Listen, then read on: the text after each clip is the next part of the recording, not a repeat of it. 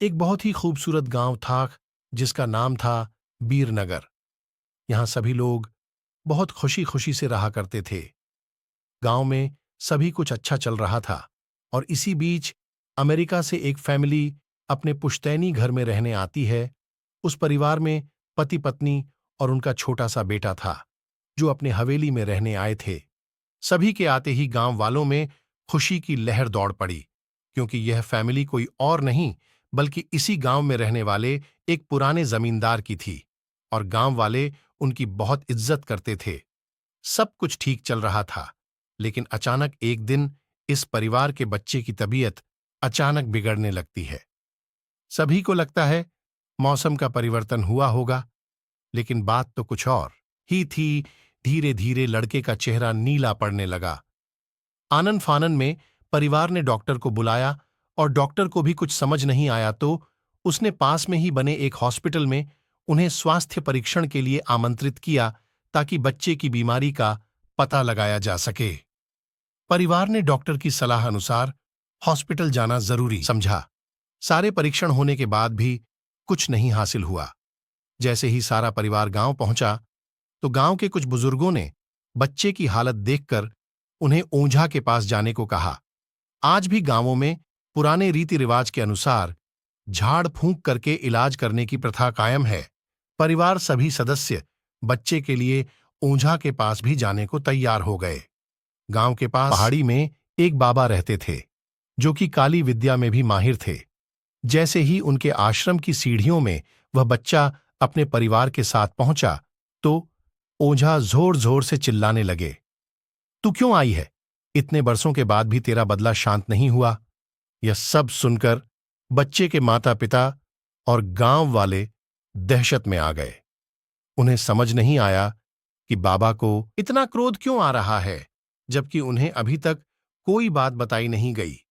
लेकिन बाबा तो काली माया में पारंगत थे, इस वजह से उन्हें रूहानी ताकतों को पहचानना आता था। सभी लोगों ने आश्रम में प्रवेश किया, लेकिन बाबा ने केवल उस बच्चे को पास आने को कहा। बच्चे की हालत बहुत ही खराब थी।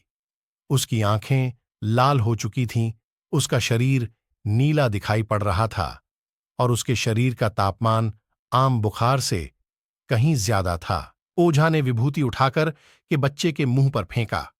बच्चा जमीन पर लेट गया और जोर जोर से हाथ पैर हिलाने लगा। किसी को कुछ नहीं समझा रहा था कि बाबा की विभूति से क्या चमत्कार हुआ कि बच्चा अपने आप जमीन पर लेटकर ऐसी हरकतें करने लगा। तभी अचानक बच्चा अपने पैर की उंगलियों के बल खड़ा हो जाता है और बहुत ही खूंखार औरत की आवाज में ओझा को उसके पुराने नाम से बुलाया, अरे वो प्रेमनाथ, मैं तुझे नष्ट कर दूंगी। लड़के का ऐसा स्वर सुनकर उसके माँ बाप घबरा गए। लड़के को इस अवस्था में देखकर उन्हें कुछ समझ नहीं आ रहा था कि ऐसा क्यों हो रहा है। तभी ओझा ने एक मंत्र पढ़कर बच्चे को अपने काबू में किया। सारे गांव वाले ओझा से पूछने लग, बाबा ये सब क्या? ये बच्चा ऐसा क्यों कर रहा? तभी ओझा ने बताया कि इसके अंदर कोई चुड़ैल आ चुकी है जो कि आज 70 साल पहले चोरी के आरोप में जिंदा जला दी गई थी। उसे ऐसी सजा देने वाले कोई और नहीं बल्कि इसी बच्चे के दादाजी थे और वह चुड़ैल अपना बदला लेने इसलिए आई है क्योंकि वह गर्भवती अवस्था में जिंदा जली थी और उस कोख में पल रहा मासूम बच्चा भी जल गया। इसी वजह से वह उस वंश बच्चे को भी दर्दनाक मौत देना चाहती है ताकि उसका बदला पूरा हो सके। ये सारी कहानी जानने के बाद उसके परिवार वाले ओझा के सामने गिड़गिड़ाने लगे और अपने बच्चे की जान की भीख मांगने लगे।